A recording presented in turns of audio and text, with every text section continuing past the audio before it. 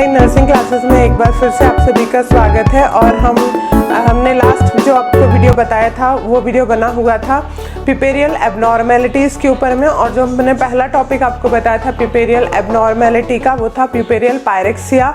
आज के वीडियो में मैं आपको बताऊंगी दूसरा एबनॉर्मेलिटी पिपेरियम के दौरान जो सबसे कॉमन होती है वो है पिपेरियल सेप्सिस। पिपेरियम का मतलब हम सबको पता है delivery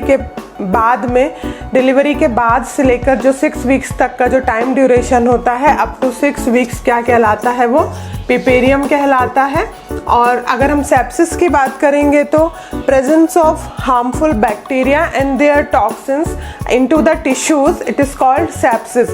They can be comes from the wound infection and other kind of infection or microorganism. So किसी भी तरीके के यदि टिश्यूज में इन्फेक्शन है या हार्मफुल बैक्टीरिया है या उसके टॉक्सिन्स अगर प्रेजेंट हैं तो वो क्या कहलाएगा, सेप्सिस कहलाएगा। Harmful bacteria and toxins in tissue. So now we will see the simple definition of piperal sepsis. Piperal sepsis is defined as an infection of the genital tract, which occurs as a complication of delivery termed as piperal sepsis. तो genital tract में होने वाला किसी भी तरह का जो भी इन्फेक्शन है डिलीवरी के बाद, कॉम्प्लिकेशन है ये एक डिलीवरी का, किसी भी तरीके से अगर जेनाइटल ट्रैक्ट में कोई भी इन्फेक्शन है तो ये इन्फेक्शन क्या कहलाएगा, पिपेरियल सेप्सिस कहलाएगा। तो इसके बाद हम मूव करते हैं कि क्या क्या कॉजेज हैं, क्या क्या प्री डिस्पोजिंग फैक्टर्स हैं जो कि एक क्लाइंट को, एक पिपेरा मदर को सेप्सिस या इन्फेक्शन की रिस्क में रखते हैं। और पिपेरियल सेप्सिस को पिपेरल इन्फेक्शन के नाम से भी जाना जाता है। तो now we will see the predisposing factors of piperal sepsis. So it is divided into two parts. First is antepartum and another part of predisposing factor of piperal sepsis is intrapartum. Antepartum that means during pregnancy के दौरान ऐसे कौन कौन से कारण हैं जिससे कि आपका क्लाइंट पिपेरियम के स्थिति पे सेप्सिस में या इन्फेक्शन उसकी बॉडी में डेवलप हो सकता है। तो एक के बाद एक मैं आपको यहाँ पर बताऊंगी। यदि आपका क्लाइंट माल नरिश्ड है और यदि आपके क्लाइंट को एनीमिया है, एनीमिक है ड्यूरिंग प्रेगनेंसी या माल नरिश्ड है ड्यूरिंग प्रेगनेंसी, तो वो रिस्क में रहेगा कि उसको आगे जब डिलीवरी हो जाएगी और पिपेरियम में उसकी बॉडी में इन्फेक्शन डेवलप हो सकता है। तो यहाँ जरूरी है कि ड्यूरिंग एंटीनेटल पीरियड, प्रेगनेंसी के दौरान ही जो माल नरिशमेंट है, न्यूट्रिशनल जो पुअर न्यूट्रिशनल स्टेटस है, आपको प्रॉपर न्यूट्रिएंट्स के साथ में उसको करेक्ट करना है। एनीमिया को भी आपको क्या करना है, आपको उसकी करेक्शन डिलीवरी से पहले ही करना है, क्योंकि डिलीवरी के बाद में बहुत सारे कॉम्प्लिकेशंस जुड़े होते हैं जिसमें से एक मेजर कॉम्प्लिकेशन है infection. Then preterm labour, यदि लेबर का जो समय है वो समय से पहले ही लेबर का प्रोसेस स्टार्ट हो गया है, टर्म से पहले ही, तो वो क्लाइंट भी सेप्सिस में या इन्फेक्शन में शिफ्ट हो सकता है। Next premature rupture of membrane, तो जो एमनियन और कोरियोनिक मेम्ब्रेन है यदि वह समय से पहले ही रप्चर हो गई हैं, उनका एक रप्चर होने का एक पर्टिकुलर एक नेचुरल टाइम है, अगर वो समय से पहले रप्चर हो गई है, premature rupture of membrane, PROM के नाम से भी इसे जाना जाता है, PROM premature rupture of membrane यदि है तो वहां पर भी आपका क्लाइंट पिपेरियल सेप्सिस उसको हो सकता है। Another predisposing factor of puerperal sepsis in antepartum period which is immunocompromised disease. So immunocompromise is a condition that is directly affect the immunity or immune system of a person. For example HIV जो है human immunodeficiency virus या और भी immuno compromise disease से यदि pregnant lady सफ़र कर रही है तो उसकी इम्यूनिटी वैसे ही कम है और उसके बाद में हो सकता है कि जब पिपेरियम का जब समय आए तो उस समय में उसको इन्फेक्शन के ज़्यादा चांसेस रहेंगे। देन है प्रोलॉन्ग्ड रप्चर ऑफ मेम्ब्रेन, यदि मेम्ब्रेन जो है एमनियन और कोरियोनिक जो मेम्ब्रेन है यदि बहुत लंबे समय तक वो रप्चर हो गई हैं और डिलीवरी का प्रोसेस पूरा नहीं हो रहा है तो वो भी क्या कहलाएगा, वो भी किसके अंदर में आएगा, एक रिस्क है, एक प्रीडिस्पोजिंग फैक्टर है कि अगर बहुत समय तक जो मेम्ब्रेन है रप्चर रही है तो आपके क्लाइंट को आगे चलकर सेप्सिस या इन्फेक्शन होने का खतरा है। अगर आपके क्लाइंट डायबिटिक है, ये ऑलरेडी हाई रिस्क प्रेगनेंसी के अंदर में आता है। यदि आपका क्लाइंट डायबिटिक है या प्रेगनेंसी के दौरान उसको डायबिटीज रही है तो उस समय भी आपके जो प्रेग्नेंट लेडी है आगे जाकर पिपेरियल जो मदर है उसको इन्फेक्शन का चांस हो सकता है। Then organism of normal vaginal flora, तो जो नॉर्मली जो वेजाइना है वहाँ पे ऑर्गेनिज्म नॉर्मल प्रेजेंट रहते हैं जो कि हार्मलेस रहते हैं। वो मैं आपको नेक्स्ट अभी इसके बाद में मैं आपको बताऊंगी कि जो नॉर्मल वेजाइनल फ्लोरा होते हैं वो क्या होते हैं और वो कब तक हार्मफुल रहते हैं, हार्मलेस रहते हैं, और वो कब किस कंडीशन में हार्मफुल बन जाते हैं। तो this is all about the predisposing factors in antepartum period. Now we will see the intrapartum, that means delivery के समय में या लेबर के समय। तो रिपीटेड वेजाइनल एग्जामिनेशन, यदि आपका क्लाइंट लेबर पेन में है और बार बार अगर परवेजाइनल एग्जामिनेशन बार बार किया जा रहा है तो परवेजाइनल एग्जामिनेशन के बार बार किए जाने से भी जो आपका क्लाइंट है वो पिपेरियल सेप्सिस के रिस्क में आ सकता है, उसको इन्फेक्शन हो सकता है। तो ये बहुत ज़रूरी है कि परवेजाइनल एग्जामिनेशन ज़रूरी है कि सर्विक्स के डायलिटेशन के लिए आप चेक करें, लेकिन रिपीटली उसको बार बार रिपीट नहीं करना है।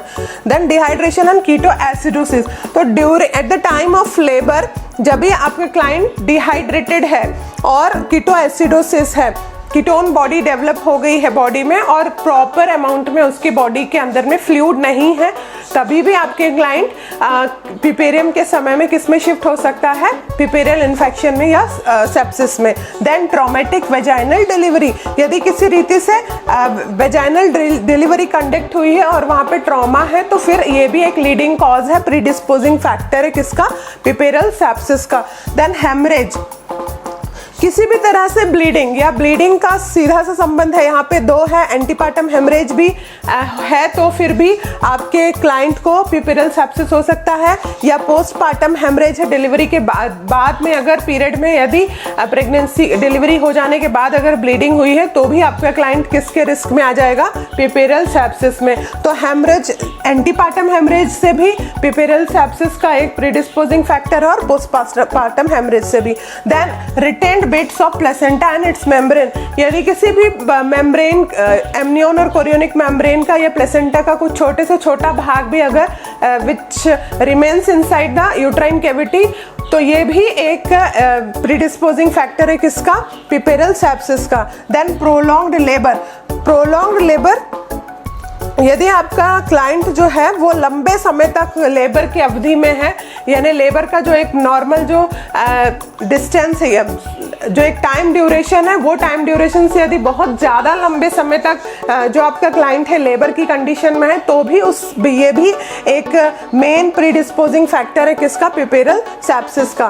देन ऑब्स्ट्रक्टेड और इंस्ट्रूमेंटल डिलीवरी, यदि जो डिलीवरी है वो ऑब्स्ट्रक्टेड है, सिफेलोपेल्विक डिस्प्रपोर्शनेट है या ऑब्स्ट्रक्टेड लेबर है या शोल्डर डिस्टोसिया वहाँ पर है या स्टक शोल्डर है या किसी रीति से जो लेबर का प्रोसेस है वो आगे नहीं बढ़ पा रहा है, लेबर ऑब्स्ट्रक्ट हो गया है, लेबर का जो प्रोसेस है जो ऑनगोइंग होना चाहिए वो एक ही स्थिति में रह गया है, तो इस कंडीशन में भी जो आपका क्लाइंट है वो पिपेरियल सेप्सिस को फेस कर सकता है। देन सिजेरियन डिलीवरी, तो सिजेरियन डिलीवरी भी one of the most predisposing factor for puerperal sepsis. So this is all about the predisposing factor of piperal sepsis or infection in antepartum and intrapartum period.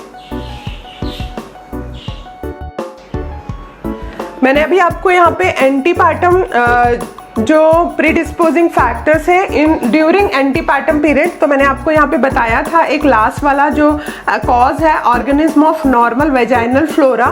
तो ये है vaginal flora जो vagina में present रहते हैं और इनसे किसी तरह से कोई हार्म नहीं होता है अगर एसेप्टिक टेक्निक प्रॉपर वहाँ पे मेंटेन की गई है। तो सबसे पहले ये यहाँ पर है Doderlein's bacillus. So this bacteria have a beneficial effect by inhibiting growth, additions of spread of other micro organism. And the next is Candida albicans, next is Candida albicans. So Candida albicans is an opportunistic pathogenic yeast that is a common member of the human gut. It is usually commensal organism but can become pathogenic in immunocompromised individuals under a variety of conditions. तो ये जो Candida अल्बिकेंस है ये गट में, human जो गट है उसमें present रहता है और ये हार्मफुल नहीं रहता है, लेकिन जब इम्यूनो कम्प्रोमाइज्ड कंडीशन आती है, जब इम्यूनो सप्रेस्ड इंडिविजुअल है, उस कंडीशन में ये हार्मफुल हो जाता है. Then next is staphylococcus aureus. So staphylococcus aureus, it is a commensal member of the normal flora of the body, frequently found in the nose, respiratory tract, gut mucosa and on the skins. And next is Escherichia coli. It is commonly found in the lower intestine. It is benefit their host by producing vitamin K and preventing colonization of the intestine and pathogenic bacteria.